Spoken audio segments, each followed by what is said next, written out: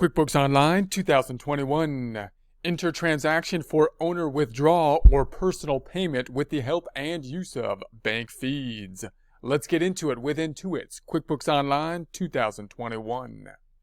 Here we are in our QuickBooks Online bank feed test file. In prior presentations, we set up our bank feeds. We got some information in the bank feed limbo area, which we are now adding to our financial data. Let's check it out in the Transactions tab on the left-hand side, which might be called the Banking tab.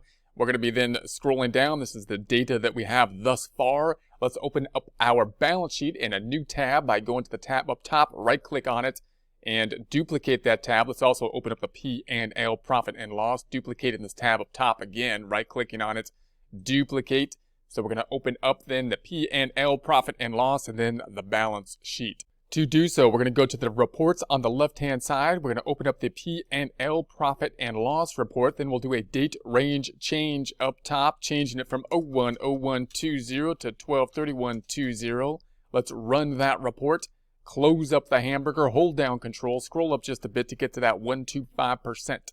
Then we're going to go to the second tab on over to the left, open up the reports once again, this time opening up the BS balance sheet report.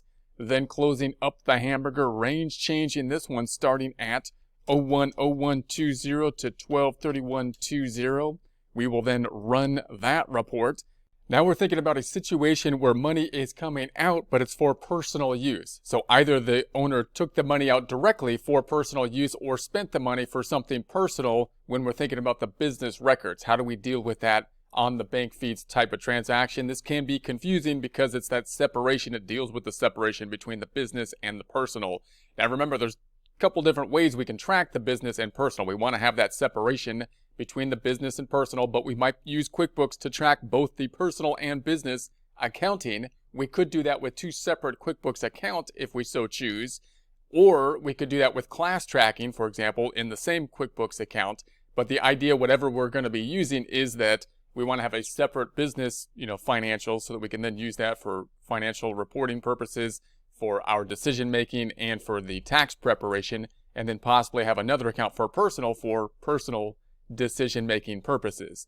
So what happens then when we take money out of the business? Now, hopefully what happens in general is the business generates revenue.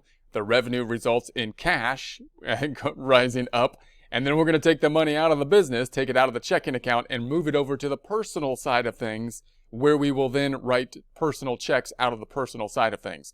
Doing that then allows us to clearly see the audit trail of the increase in the checking account for the business side of things, and then it leaving the business to go to the personal account in the form of a draw, which we'll see down here in the equity section, which will not have any impact on the income statement for the business side.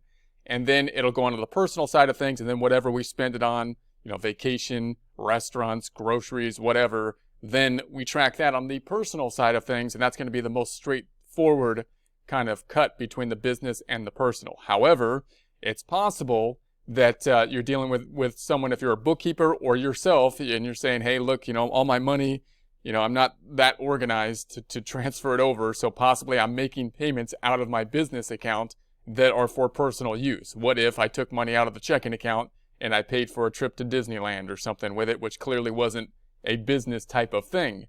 What do I do at that point? Because it's going to come out of the checking account.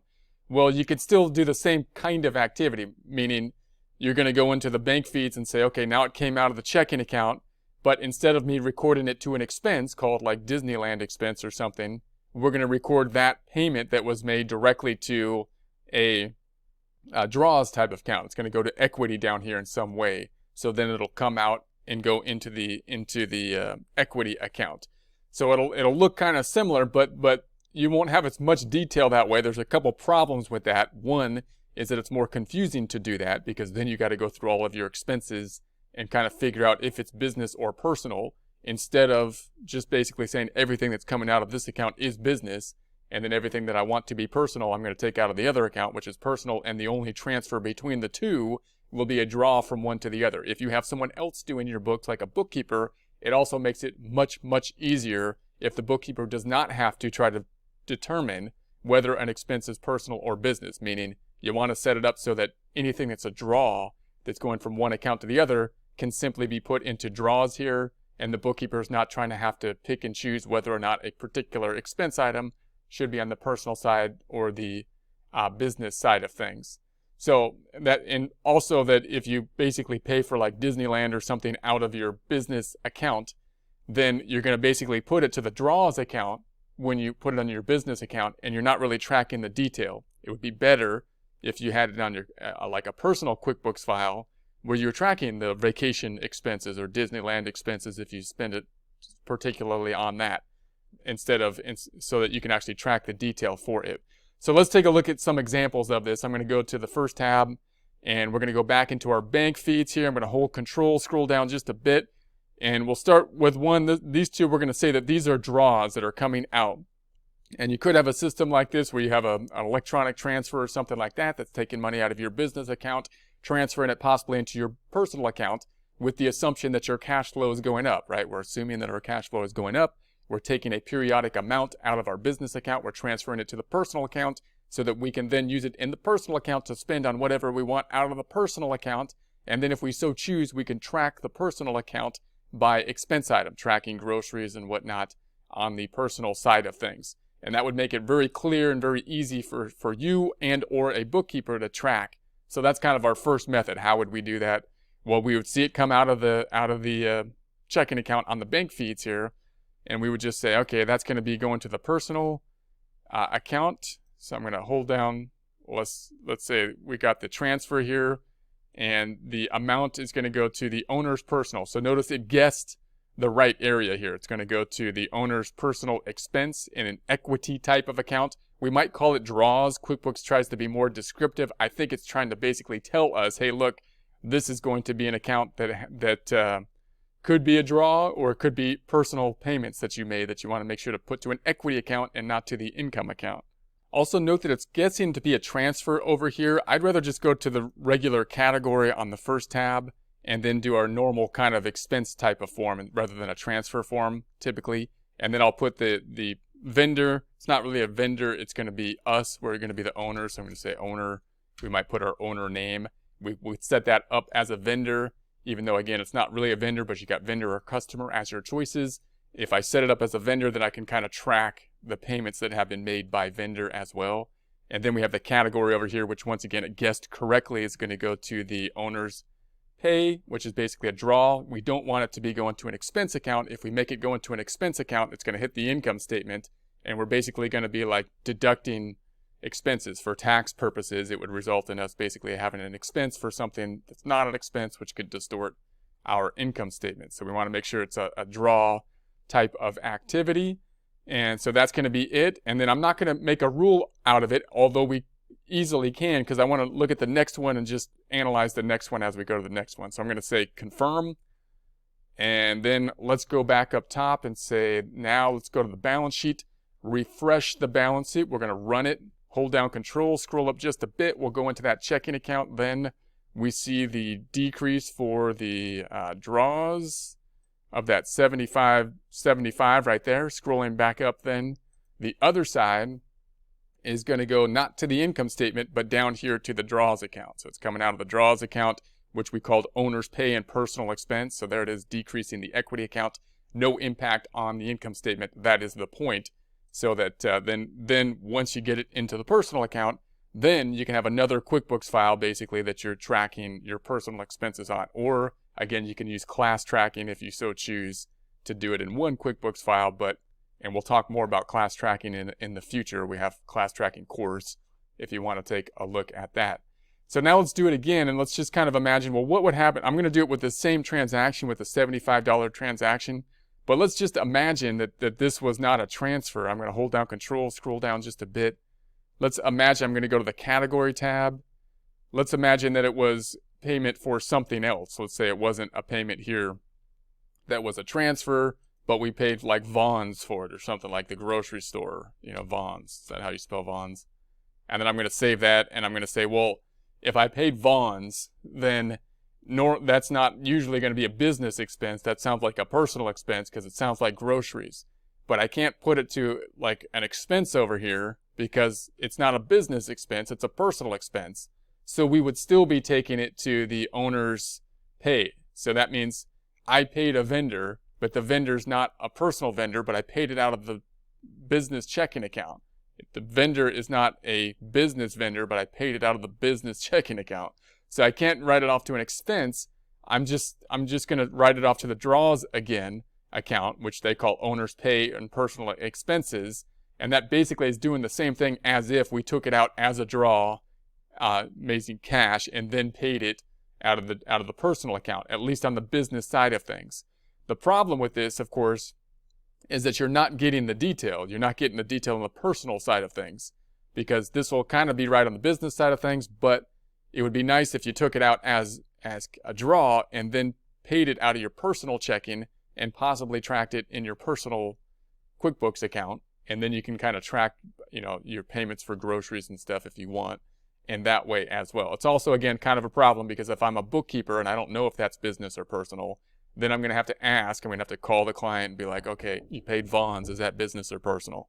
So we're not going to make a rule this time either. Let's go ahead and record it and then jump over to our financial statement. So I'm going to say confirm, and we'll have a similar kind of outlook here. We're going to go back to our balance sheet, and then I'm going to freshen up the report, hitting the run report, hold down control. I'm going to scroll up to like that 125. And then, of course, we have the checking account here. So now it's been added to the checking account line item going into that. I'm going to hold control and scroll back down again. So there we have our 275s that are coming out of the checking account, have now been included. Other side then, back to the summary, is going to be in the equity section down here. And we put it to the owner's pay and personal expense. So there we have it. So same kind of process here, but once again, you don't have that kind of ability to track the personal information as you might want to do. If you had another QuickBooks file or used class tracking, then you can track basically the Vaughn's, the groceries that you spent the money on or something like that. And that might be useful to do. Also, again, it confuses the bookkeeper, it confuses the process if you're taking personal payments out of the same checking account. It'll make things a little bit more difficult.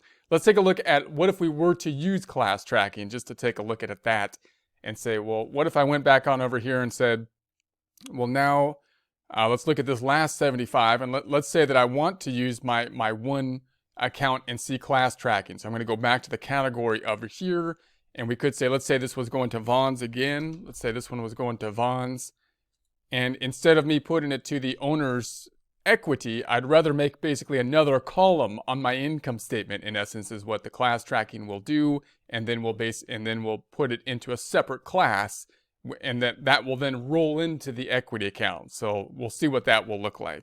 To do that, we'll have to turn on the class tracking. So I'm going to go to the tab all the way to the right. I'm going to right click on it. We're going to duplicate that tab. And so we'll work in another tab here, so we could just turn on the class tracking just to check this out. We're going to then go into the cog in the upper right hand side. So cog upper right hand side.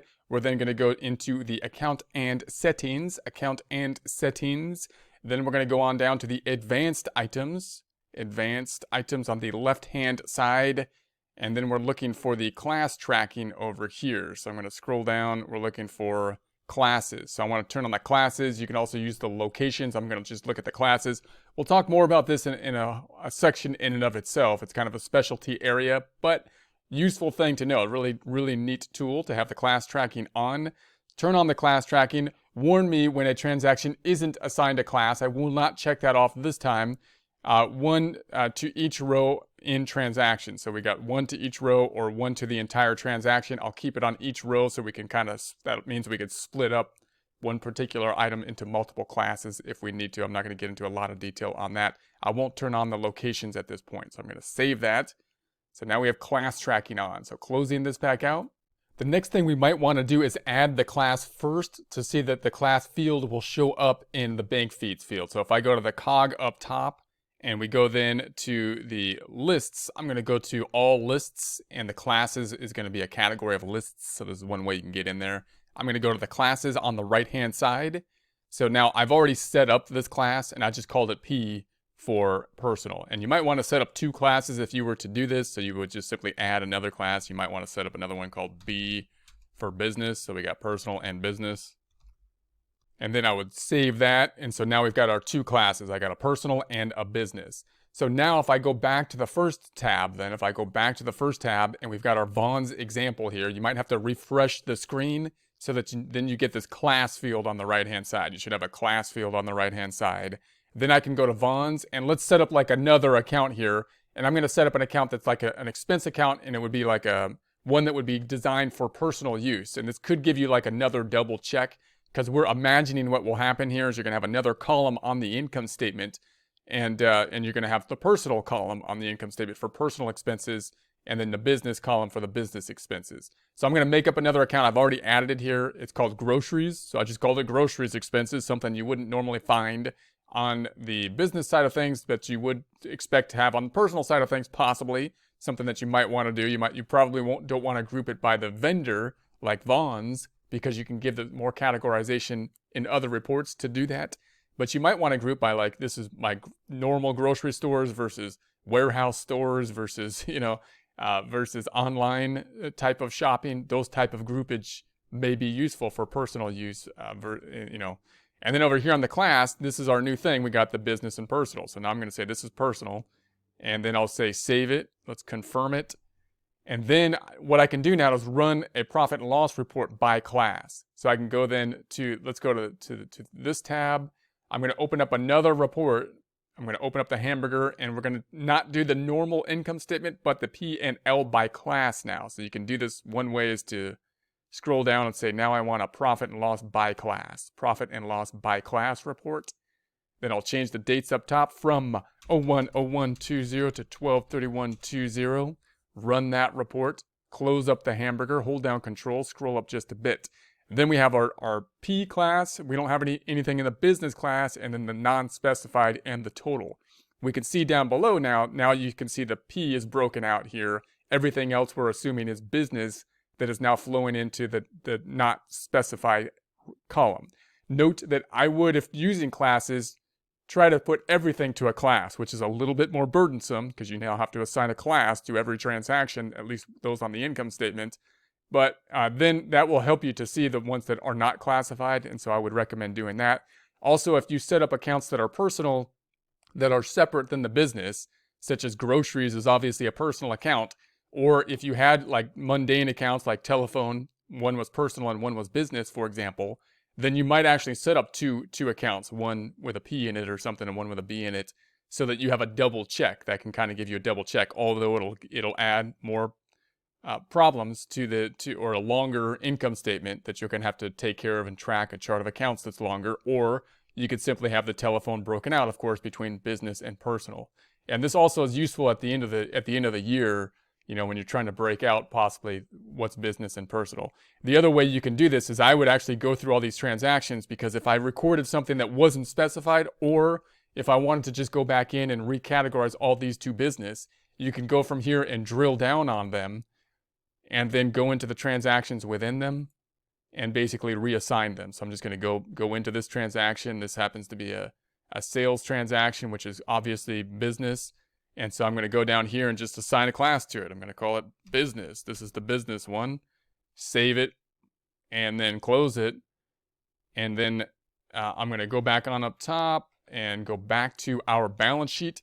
So now we've got business and personal. So it's as easy as that to reallocate these items to a class if you so choose. And that way, then this not specified column should only be items that are messed up. You didn't assign a class and you need to assign either business or personal to it.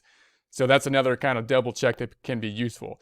Now note what happens here is this whole thing, this 139653 for in this example, will then flow in to the balance sheet in the equity section. So we have, even though we have these categories, the total still flows into the equity section. So if I go, for example, to the balance sheet and I still have my end date here, I'm going to say run this report. Then there's the 1396 in the net income.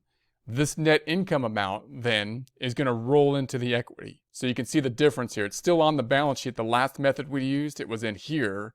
It's still in the equity section, but it was in owner's pay or personal expenses. Now it's in the equity section under income, which would then roll into the owner's equity, which is like the retained earnings account. So if I was to say, let's go to 2021, then scroll down, we're going to say now it rolled in to the equity. So like the retained earnings account.